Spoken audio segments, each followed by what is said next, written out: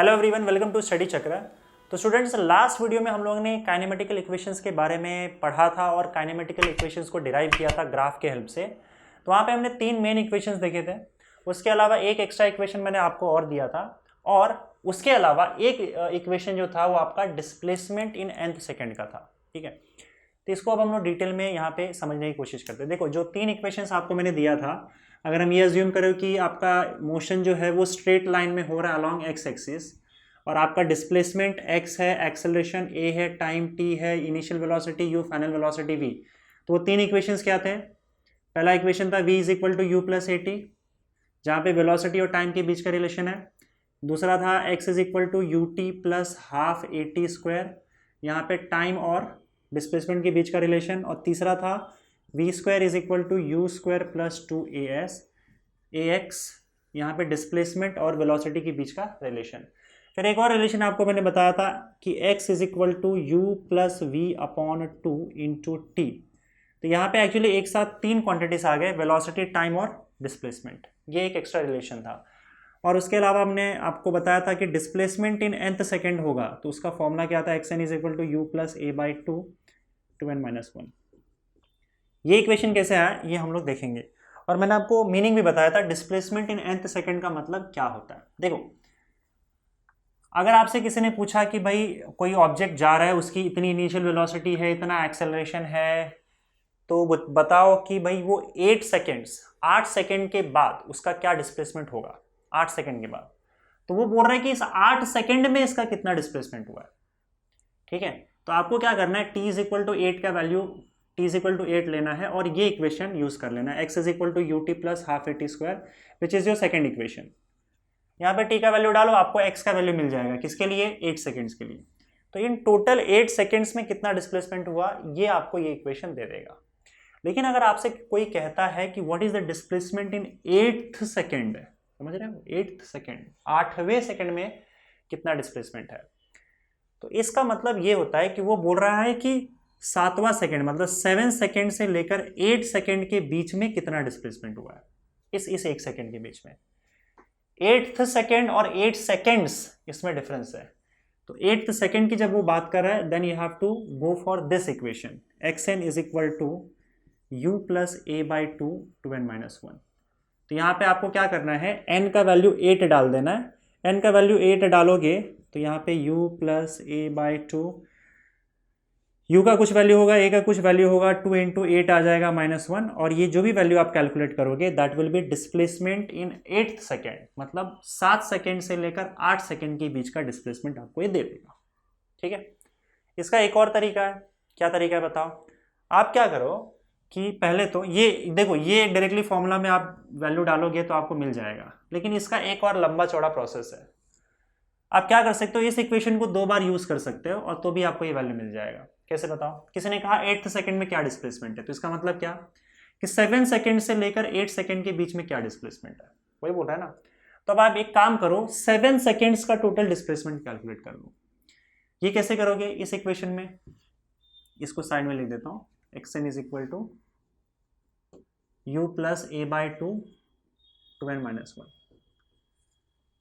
तो अगर 7 सेकेंड्स और 8 सेकेंड के बीच में बोला है, 8th सेकेंड में डिस्प्लेसमेंट बोला है, तो पहले इसके अंदर आप t का वैल्यू 7 डाल दो। तो जब t का वैल्यू 7 डालोगे तो आपको जो भी डिस्प्लेसमेंट का वैल्यू मिलेगा, सॉरी x7, तो उन 7 सेकेंड्स में कितना डिस्प्लेसमेंट हुआ ये मिल जाएगा। तो मान लो आपका 7 सेकेंड्स में इतना टोटल डिस्प्लेसमेंट हुआ है, ये टोटल आपका कितना है, x7 है। इतना डिस्प्लेसमेंट हुआ है 7 सेकेंड्स में। अब आप काम करो, इसमें t इज इक्वल टू 8 डाल दो। t इज इक्वल टू 8 डालोगे तो टोटल 8 सेकेंड का डिस्प्लेसमेंट मिल जाएगा। मानो टोटल यहां से लेकर 8 सेकेंड का डिस्प्लेसमेंट आपको इतना मिल जाएगा, दिस इज योर x8। तो यहां से लेकर यहां तक ये टोटल 8 सेकेंड्स का डिस्प्लेसमेंट है, ये टोटल 7 सेकेंड्स का डिस्प्लेसमेंट है। पर आपको क्या बोला है कि 7 सेकेंड से लेकर 8 सेकेंड के बीच में ये कितना डिस्प्लेसमेंट हुआ है, that is your displacement in 8 second. तो आप बताओ क्या करोगे? टोटल 8 सेकेंड के डिस्प्लेसमेंट में से 7 सेकेंड का डिस्प्लेसमेंट माइनस कर दो, that means you will have x8 minus x7, sorry x8 minus x7। तो ये जो वैल्यू आपका है, this is your displacement in 8th second. तो 8 सेकेंड में आपका इतना डिस्प्लेसमेंट हुआ है।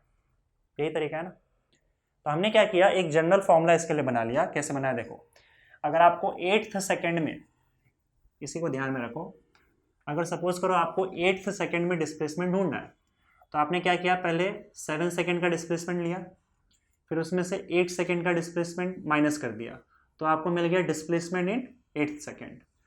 तो उसी तरह से अगर मान लो आपको चाहिए डिस्प्लेसमेंट इन nth सेकेंड, आपको 8th सेकेंड का डिस्प्लेसमेंट चाहिए, तो आपने क्या किया, 7 सेकेंड का निकाला, सॉरी उल्टा कर दिया मैंने, 8 सेकेंड का निकालो और फिर उसमें से 7 सेकेंड का निकाल के माइनस कर दो, तो आपको 7 से 8 के बीच में डिस्प्लेसमेंट मिल जाएगा।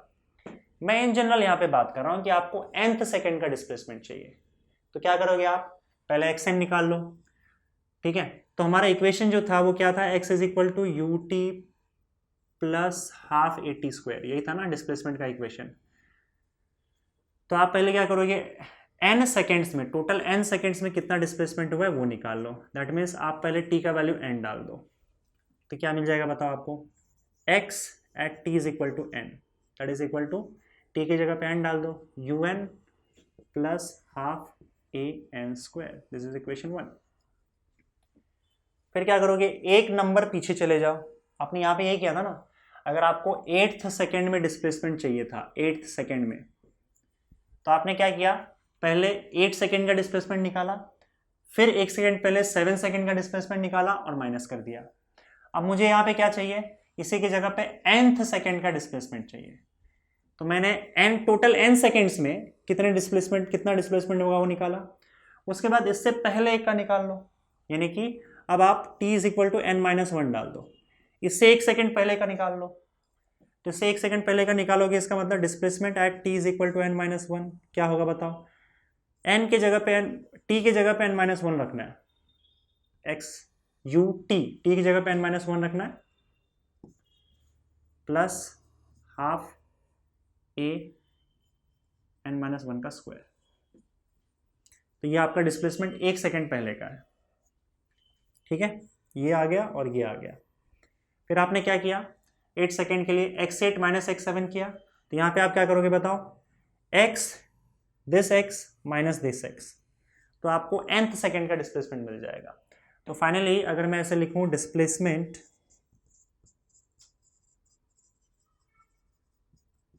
इन nth सेकेंड इज, अगर उसको मैं xn से रिप्रेजेंट करता हूं, तो मेरा xn का वैल्यू क्या आएगा बताओ, n सेकेंड्स में कितना डिस्प्लेसमेंट हुआ है, x at t is equal to n, और माइनस उससे 1 सेकेंड पहले में कितना डिस्प्लेसमेंट हुआ है, that is t is equal to n minus 1। इन दोनों वैल्यूज को उठा के इसमें डाल दो, इक्वेशन 1 और इक्वेशन 2 में, तो आपको xn का वैल्यू आ जाएगा। इसको मैं यहाँ लिख दे रहा हूँ, xn इज इक्वल टू, पहले ये वाला वैल्यू डालना था un plus half an square minus n minus 1 के लिए u n minus 1, u n minus 1 plus half a n minus 1 का स्क्वायर, ये आ गया।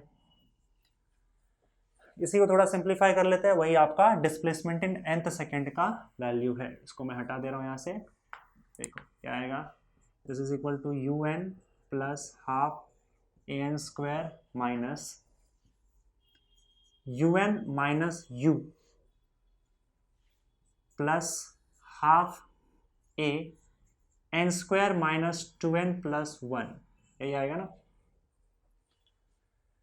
N square minus 2n plus 1, इसको एक्सपैंड कर दिया, that is equal to u n plus half a n square minus u n plus u minus, एक काम करते हैं ब्रैकेट रहने देते हैं अभी, minus u plus half a n square minus 2 cancel हो जाएगा, तो ये हो जाएगा ए अंदर जाएगा a इंटू एन और प्लस a बाई 2, ठीक है ना, yes, that is equal to u n plus half a n square minus un plus u minus half a n square plus a n minus a by to.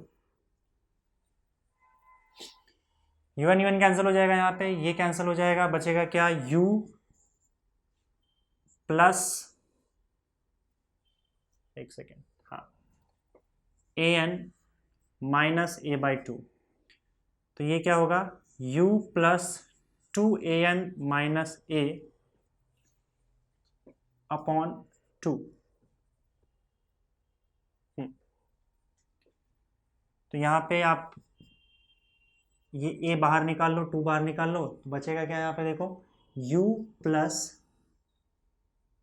a by 2n minus 1, ये आपका formula आ गया, that is xn। ठीक है, so xn is equal to u plus a by 2n minus 1। यही मैंने आपको बताया था, ये डायरेक्टली फॉर्मूला आप यूज कर लो। तो ये जनरल फॉर्मूला हो गया। इसमें आपको दो इक्वेशंस सॉल्व करने की जरूरत नहीं है अगर आपको डिस्प्लेसमेंट इन nth सेकंड पूछ रहा है तो अगर आपको ये फॉर्मूला हमारा क्या है, xn is equal to u plus a by 2n minus 1। तो अगर आपको 8th सेकंड में डिस्प्लेसमेंट पूछ रहा है, 8वें सेकंड में क्या है, मतलब 7 सेकंड और 8 सेकंड के बीच में, तो आप डायरेक्टली एक ही फॉर्मूला ये वाला यूज कर लो, दो फॉर्मूला यूज करने की जरूरत नहीं है, 2 बार यूज करने की जरूरत नहीं है वो फॉर्मूला। तो n की जगह पे 8 डाल दो अगर 8 सेकंड में पूछा है तो।